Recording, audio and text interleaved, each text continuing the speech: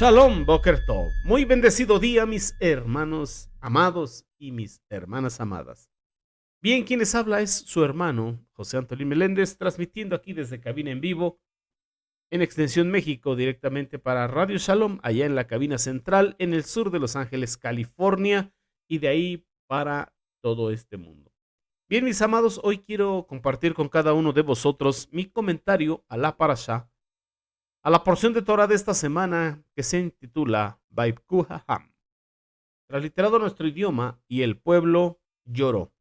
Está compuesta por lo que es el libro de Números, ahí en la bendita Torah, en el capítulo 14, todo el capítulo, del verso 1 al verso 45. En el segundo libro de las Crónicas, capítulo 36, verso del 5 al verso 23. En el libro de Tejilín, en los Salmos, el número 108, y en el Brit Hadashán, el pacto renovado, tenemos una porción en lo que es la primera carta a los Corintios, en el capítulo 10, del verso 1 al verso 17. Esas son las citas que conforman nuestra parashá de esta semana. Bendito sea nuestro abacados.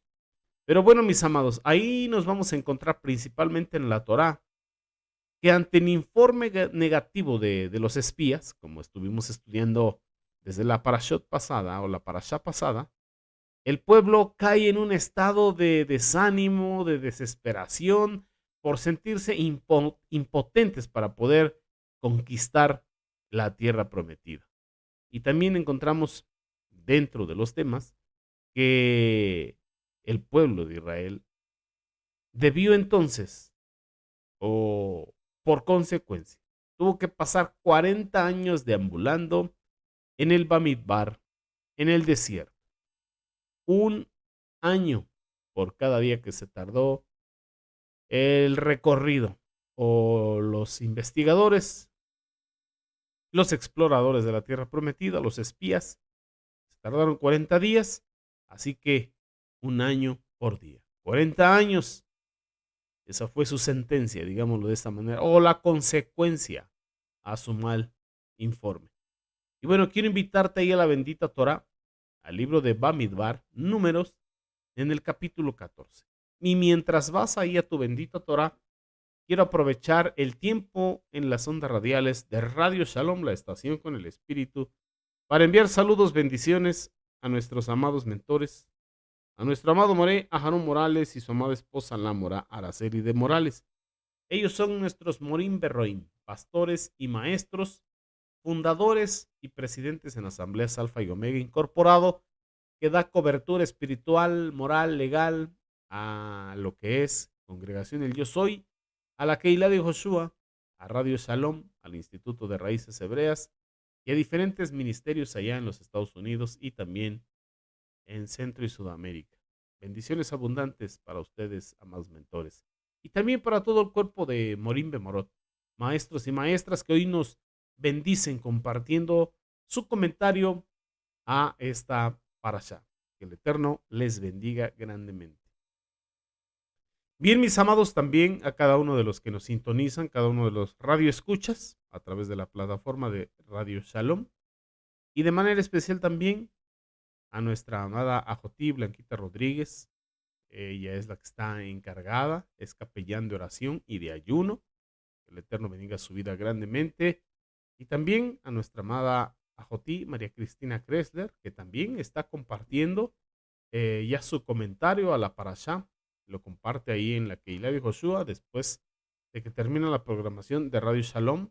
Y también a nuestro Mauricio Leandro López Ángel, que también de la misma manera está compartiendo su comentario a la parashá, terminando la programación de Radio Shalom.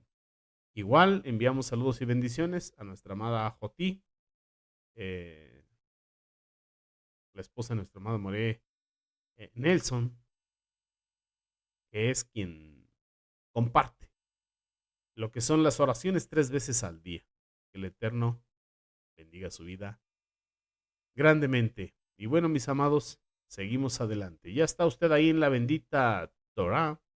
Vamos al libro de Números, capítulo 14. Vamos a leer del verso 1 al 3, que aquí es donde encontramos lo que es el inicio de nuestra parashá. Dice Beshen de Yehoshua HaMashiach: A esto, los hijos de Israel gritaron en desaliento y lloraron toda la noche llorando. Verso 2. Además, los hijos de Israel comenzaron a murmurar contra Moshe y contra Aarón. Toda la congregación les dijo: nosotros deseamos haber muerto en la tierra de Misraim, allá en Egipto, o que hubiésemos muerto aquí en el desierto. ¿Por qué morir por la espada? ¿Por qué morir nuestras esposas? ¿Por qué tienen que morir nuestros hijos, nuestros pequeños? Ellos serán llevados como botín. ¿No sería mejor para nosotros regresar a Misraim, a Egipto? ¿No sería mejor regresar a la condición de esclavitud en la que estábamos? ¿No sería mejor morir como esclavos que morir en la tierra prometida? Mire cómo estaban prejuiciando. Prejuiciando. Estaban yendo a un futuro que aún no existía. Aún no sucedían las cosas. Y tenían ya su cabeza llena de prejuicios, su corazón lleno de temores y de terrores. Entonces se pusieron a llorar mucho aquella noche. Se sentían demasiado tristes, bueno, incluso se sentían abandonados. Bueno, se sentían en gran tribulación. Y estaban pensando en su imaginación, porque era una situación que estaban imaginando. En otras palabras, tenían una situación imaginaria en desesperación. Ellos se encuentran en un estado de ánimo tan triste, tan decaído, tan en depresión, que creen que sus esposas y sus hijos caerán en poder del enemigo. Mire a dónde los llevó el Hasatán, ahí en su mente.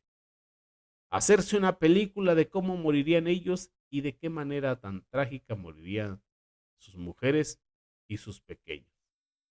Y entonces usan a sus hijos como una excusa y aparentan pensar en la seguridad de sus hijos.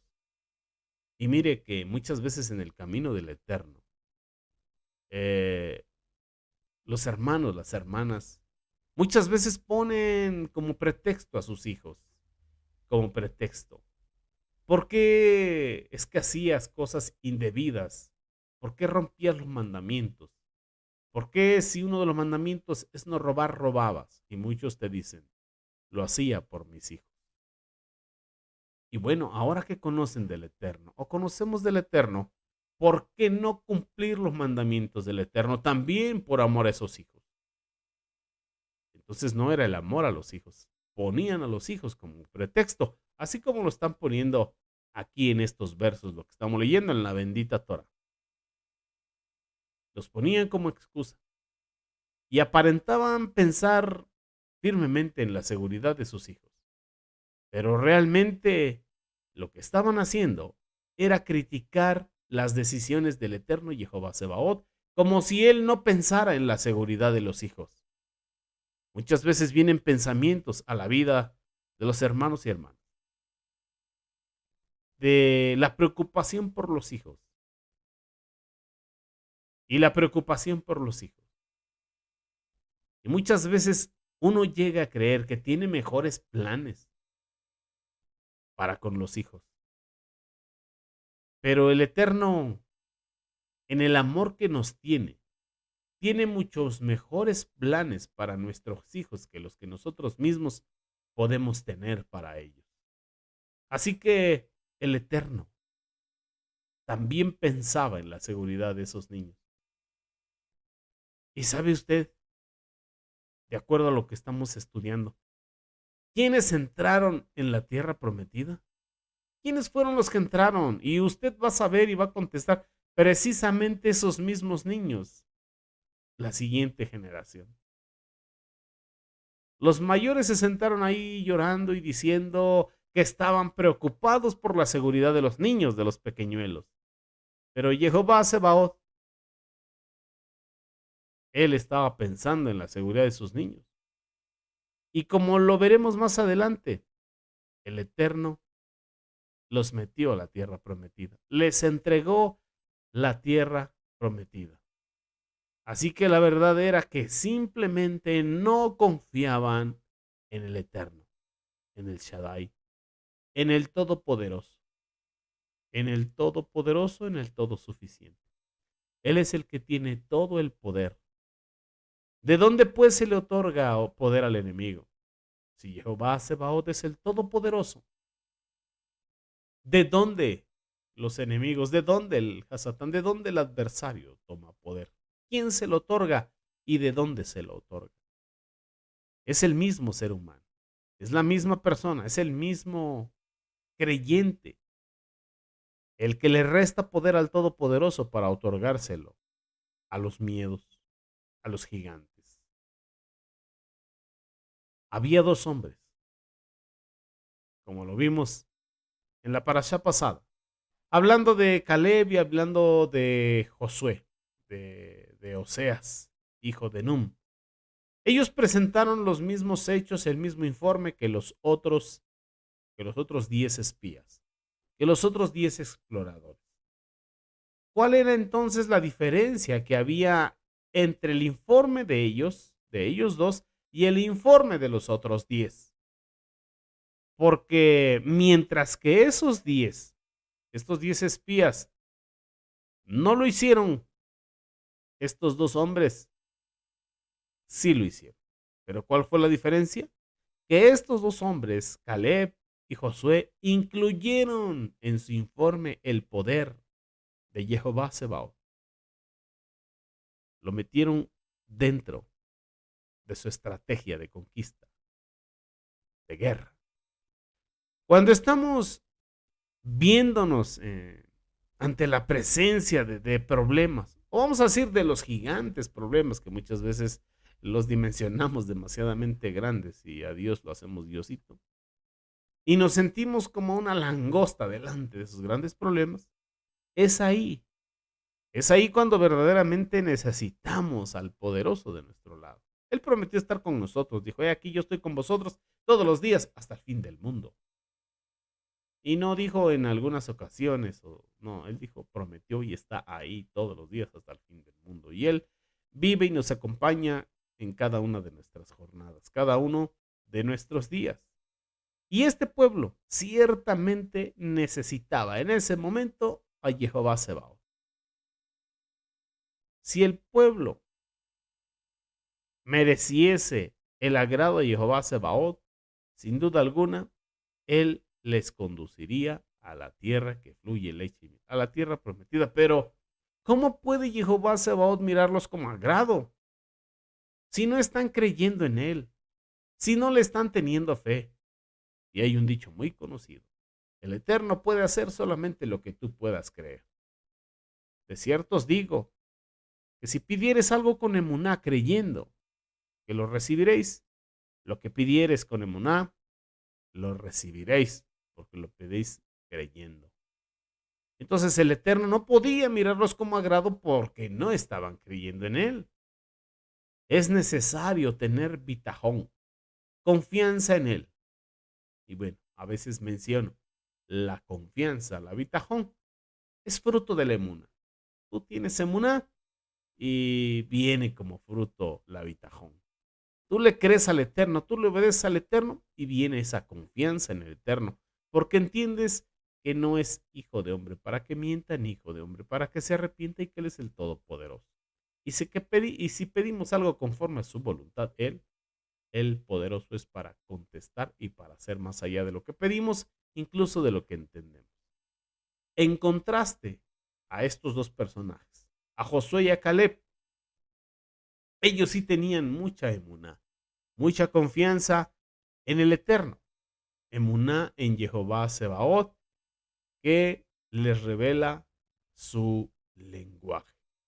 Es como si dijeran, ellos van a ser pan comido para nosotros. ¿Por qué? Porque sabían que el Eterno ya había otorgado la tierra, que era el Eterno el que pelearía en lugar de ellos, que las cosas ya estaban resueltas por medio de él, porque día con día observaban su poder, sus prodigios, sus milagros, sus maravillas, y sabían que el Eterno no los iba a abandonar como no lo había hecho ya en todo el recorrido anterior. Así que cada vez que se presentaba una rebelión ahí en el Bamidbar, en el desierto, cada vez que se presentaba la murmuración o la queja, la gloria de Jehová aparecía en el Mishkan. El Eterno está sumamente disgustado por esta situación de rebeldía contra él, porque ya rebeldía se vuelve rebelión. Así que el Eterno está dispuesto a destruir a Israel. Se lo dice a Moshe y a cumplir sus promesas por medio de Moshe, estando dispuesto a levantar otra nación de Moshe. Pero vemos que Moshe intercede. En este pasaje en la bendita Torah se observa ese contraste entre la emuná y la incredulidad. ¿Cómo surgen los argumentos? Yo visualizo un pergamino lleno de argumentos de incredulidad, enemigos de la fe. Y cómo tiene mucho más argumentos que la emuná. Y vemos ese contraste.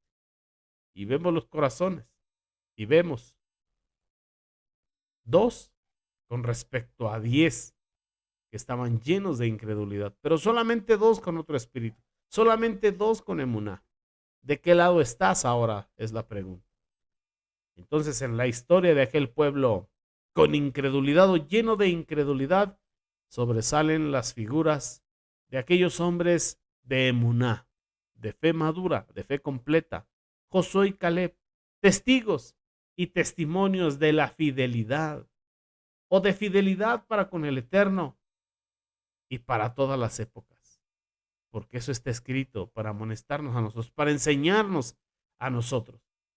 Así como todos aquellos hombres que en todas las épocas en la bendita Torah, en el Tanaj y en el Brit Hadashah, han depositado su emuná en Jehová, aún en circunstancias muy difíciles, aún en pruebas muy complicadas, como podemos ver en la historia de Abraham, 10 pruebas de las más difíciles que pudo haber pasado. Y esos son los que verdaderamente agradaron a su creador, a Jehová Sebaot.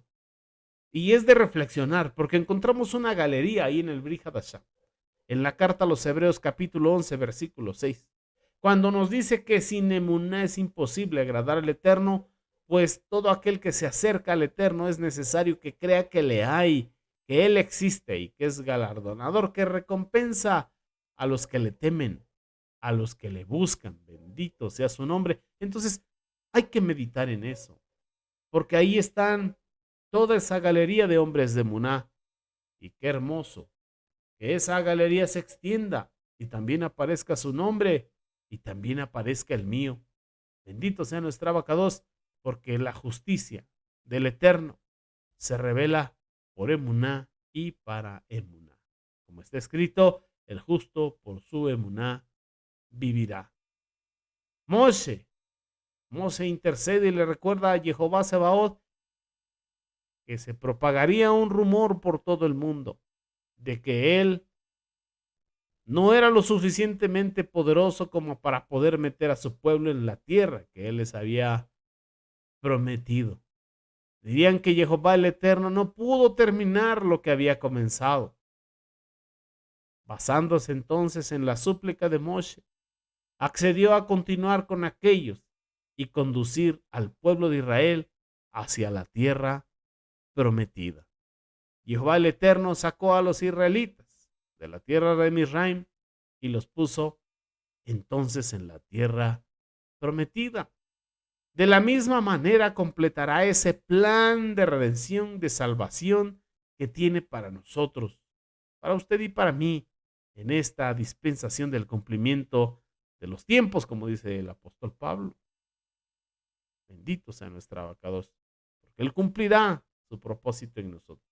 Así que Jehová Sebaot completará el plan que está llevando a cabo en este tiempo para todos aquellos que creen, para todos aquellos que hemos desarrollado emuná, porque es por emuná esa salvación tan grande, porque se acerca la hora en que toda la tierra será llena del conocimiento de la gloria de Jehová Sebaot. También podemos encontrar en esta porción que el Eterno, bueno, le da una justa retribución al pueblo de Israel, mayormente a esa generación que murmuraba, esa generación que estaba de querellosa, esa generación que injuriaba, porque el pueblo recibe la noticia de que no entrarían a la tierra prometida. No entraría la primera generación, sino la segunda. Josué y Caleb son los únicos que el Eterno escogió de entre todo el pueblo y promete que solo ellos dos entrarían a la tierra prometida por tener un ruach diferente, un espíritu diferente, una emuná diferente. Ahora, Jehová el Eterno les dice que ellos no podrían entrar en la tierra. Y el Eterno cumplió esas palabras. Estos mismos hijos pequeñitos, por quienes ellos lloraban, porque ellos estaban tristes y amargados y preocupados y llenos de prejuicios. Estos mismos pequeñitos son los que entraron en la tierra prometida. Son los que entraron porque Jehová Sebaot sí tiene cuidado de todos. A él no se le pasa absolutamente nada. Jehová el Eterno les dice que andarían por el desierto durante 40 años, un año por cada día que los espías estuvieron explorando la tierra prometida. Bendito sea nuestra abacado. En esta porción también aprendemos que esos 10 espías que trajeron un informe mal interpretado murieron también, perecieron ahí por una plaga, mientras que Josué y Caleb quedaron con vida, intactos, ilesos, gracias a su emuná. Su emuná los salvó, su emuná los justificó. Justificados pues por su emuná. Justificados pues por la fe tuvieron paz para con el Eterno, pero los otros por transgredir. Entonces, la paga a la transgresión es muerte. Y les tocó esa muerte literal. Tremendo. Podemos encontrar en el capítulo 36 que los hombres que Moshe había enviado a explorar y quienes cuando ellos regresaron hicieron que la congregación completa murmurara contra él por dar información desfavorable acerca de la tierra. Aquellos hombres que dieron un reporte desfavorable contra la tierra que fluye leche y miel murieron en una plaga en la presencia del Eterno. Tremendo. De los hombres que fueron a explorar la tierra, solamente Josué, el hijo de Nun, y Caleb, el hijo de Jefone, permanecieron con vida y con bendición. Entonces caminar por la senda estrecha, tomados de la mano de Jehová Sebaot, recién de Yehoshua HaMashiach, requiere de una obediencia total. Acercarnos para luego obedecer. Porque si nos acercamos para desobedecer, entonces eso engendra muerte en todo sentido, de manera espiritual, de manera material, de manera económica, de manera literal y aún de manera eterna. Entonces es necesario que el que se acerca a él crea que le hay y que sea obediente a su bendita Torah. Estos 10 testigos, espías, exploradores, incrédulos cayeron muertos de un solo golpe. Probablemente una peste, un paro cardíaco, no sabemos. No nos lo explica la bendita Torah, pero perecieron. Y notemos que de las 12 tribus de los primogénitos de Israel que salieron fortalecidos, que entraron posteriormente a la tierra prometida en la segunda generación, los que posteriormente en sus descendientes, porque mire, después del reinado de Shlomo, Amelec, del rey Salomón, se separaron, conformando Israel, las tribus del norte, la casa de Israel en el norte y la casa de Judá ahí en el sur. Entonces se separaron, como quien dice, en dos naciones opuestas. Pero hubo un momento donde estaban unidos por el Ruach Codes. Y estamos hablando de, de Caleb por la tribu de Judá y de Josué por la tribu de Efraín. Recuerde, Josué, que antes tenía el nombre de Oseas. Osea en el Ibrim, y que se le puso la Yud y pasó a formar el nombre de Yoshua. Bueno, Rashi nos dice que mientras Caleb o a Caleb le fue adjudicada la ciudad de Hebrón, emplazada en el territorio de la tribu de Judá, a Josué y Yoshua le fue conferido el liderazgo del pueblo como sucesor de Moshe. Y además, Josué recibió la parte del reino venidero del Olam Jabá correspondiente a los 10 espías transgresores, lo que está insinuado en el nombre de Yoshua, que originalmente era Osea, y que se le agregó la Yud, y que el valor numérico de la Yud es 10, que corresponde a esos 10 espías representando esas 10 tribus que después se separaron hacia el norte. Eso no comenta Rashi. Dígame, ¿usted qué piensa? Ahí, en el grupo de WhatsApp, ahí en la sala de la Keilah, donde confraternizamos. ¿Qué piensa usted de ese comentario de Rashi? Entonces, se le puso la Yud, que su valor numérico es 10, como esas 10 tribus de la casa de Israel, que también es Efraín. Bendito sea nuestra abacados. Así que los hijos de Israel lloraron otra vez. Podemos ver en los siguientes versículos, como el verso 39. Al cambiar de dirección, no entraron en la tierra prometida y, perdón, ya vamos saliendo de la gripa, pero todavía nos da tos.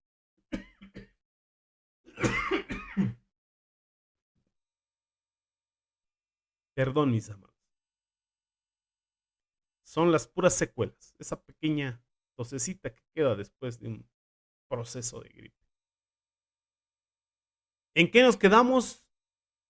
En que tuvieron que regresar al desierto. Y bueno, le tenían más miedo al desierto que entrar a la tierra prometida. Y querían regresarse a Misraim. Habían desperdiciado su oportunidad. No quisieron entrar en la tierra cuando Jehová el Eterno les dijo que entraran. Podemos ver ahí del verso 40 al 43. No quisieron entrar, pero ahora por sí mismos querían entrar, y eso ya se le llama presunción, o como quien dice, ya es tentar al Eterno. Moshe les dijo que si iban a ser derrotados porque el Eterno no iba a ir con ellos. Estaba disgustado el Eterno porque no es cuando uno quiera, es en el tiempo, en la forma en que el Eterno lo está ordenando. Bendito sea su nombre. Entonces ellos querían seguir su propio camino, su propia voluntad, su propio corazón, en lugar de los caminos de Jehová Sebaot, su voluntad y su tiempo. Y no puede haber victoria alguna, mis amados hermanos, cuando no hay sumisión total a la voluntad de Jehová Sebaot. Tendremos que rendir nuestra voluntad. Mashiach nos lo enseñó ahí en el monte de los olivos. Abba, si quieres pase de mí esta copa, mas no se haga mi voluntad, sino la tuya. Entonces tenemos que someter nuestra voluntad a la voluntad del Eterno. A veces quisiésemos que pasara de largo esa copa, que no la tuviésemos que tomar, que no lo tuviésemos que vivir, pero que no se haga nuestra voluntad, sino siempre la voluntad del Eterno, porque su voluntad es buena, es agradable, es perfecta. Bendito sea su nombre. Beshem de Yehoshua HaMashiach. Entonces los hijos de Israel, por dudar, por desconfiar, por murmurar en contra de Jehová Sebaot, y por ser atrevidos y desobedientes, fueron derrotados, como lo vemos en los versículos finales. Entonces, no hay victoria en quien actúa con independencia. No podemos actuar independientemente, o sea, no podemos ser autosuficientes ni autodependientes. Nuestra suficiencia está en Jehová y nuestra dependencia debe ser de Él. Él es el que sustenta este universo. Por Él y para Él fue creado todo, por Él y para Él subsiste. Porque Él está vivo, usted y yo también. Entonces concluimos pues con lo que nos aconseja Sheliak Shaul en su comentario a esta parte de la escritura. Mire, vamos ahí a la primera carta a los Corintios, capítulo 10, verso 5. Nos dice que con la mayoría de ellos, del pueblo, el Eterno no estuvo complacido, por lo cual sus cuerpos quedaron abandonados en el desierto. Hablando de la primera generación. Recuerda del censo de 20 años hacia arriba. Los que entraron fueron los de 20 años hacia abajo. Ya cuando entraron después de 20 años, ya eran 40. Una edad promedio. Pero los que eran de 20 hacia arriba, que ya estaban arriba de los 60, ya no entraron, perecieron en el desierto.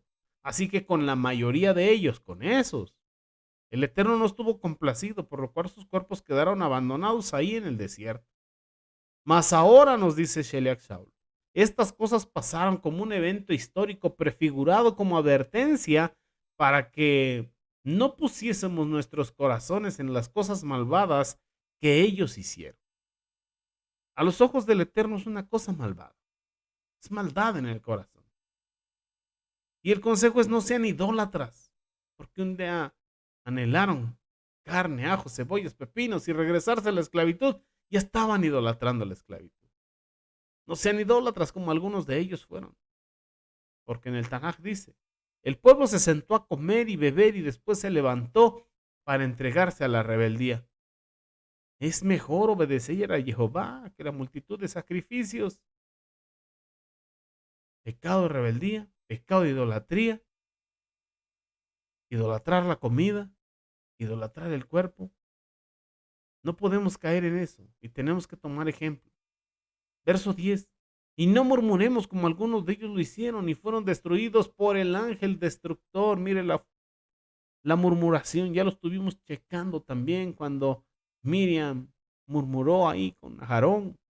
No murmuremos tampoco. Hay que sacar eso de nuestra manera de vivir, de pensar, de ser, de existir. Cero murmuración, porque hay consecuencias para ello. Verso 11. Ahora estas cosas acontecieron a ellos como eventos históricos prefigurados y fueron escritas como advertencia para usted y para mí, para que no caigamos en esa desobediencia. Entonces, los que crean estar firmes, miren que no caigan. Ninguna tentación se ha apoderado de ustedes por encima de lo que realmente puedan soportar. Y Jehová no enviará una prueba más allá de lo que podamos soportar y aún con la prueba viene la salida. Aún con la prueba viene la salida. A veces el error es de que buscamos la salida al final del túnel, pero nos dice que juntamente con la prueba está la salida. Pero nuestros ojos muchas veces se ponen en los gigantes y no en la salida. Entonces no tenemos que ver al gigante, sino la salida que está junto con el gigante. Bendito sea nuestro abacado. Y entendiendo eso también, recordar lo que le dijo el Eterno a Caín. Dijo, si en verdad el pecado está tocando las puertas de tu corazón, tú tienes el poder para someterlo, para vencerlo, para no permitir que te gobierne. Así que mis amados Ajim Hayot, ahí está el consejo de la bendita Torah. Sacar toda incredulidad, como le decían los Sheluhim a nuestra amada Mashiach Yoshua. Ayuda a nuestra incredulidad, límpiala, quítala de nosotros. Echar fuera toda incredulidad. Fuera, porque tenemos un Elohim todopoderoso, todo suficiente. Así que todo lo que estorbe en nuestro corazón, hagamos introspección, echémoslo fuera, renunciemos a ello. Hagamos tikkun, volvámonos al Eterno. Y bueno, mis amados Ajim Hayot, le regresamos cámaras y micrófonos a la cabina central y sigámonos gozando con las demás enseñanzas que hoy los demás Morín tienen para nosotros. Sigamos degustando de las delicias del Yom Shabbat, del día de reposo, y con el favor del Eterno nos estamos sintonizando, conectando y escuchando el próximo Shabbat. Así que mientras tanto, síguete gozando Israel, síguete gozando Keilah y Joshua, y mira, Shabbat Shalom, de Israel, hasta pronto. Amén.